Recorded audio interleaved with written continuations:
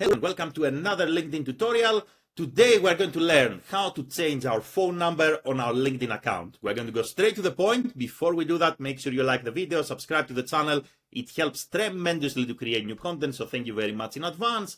And let's get started. So we're going to click here on our profile photo. Then we're going to select settings and privacy. Once we do that, we are going to select signing and security. And we are going to select phone numbers. When we come here, all we have to do is to click on add the phone number. We're going to go through the bureaucracy. We're going to add a new phone number. And once you add a new phone number, make sure that you're going to make it primary. And then if you want, you can remove your old phone number once you have a new primary phone number in place.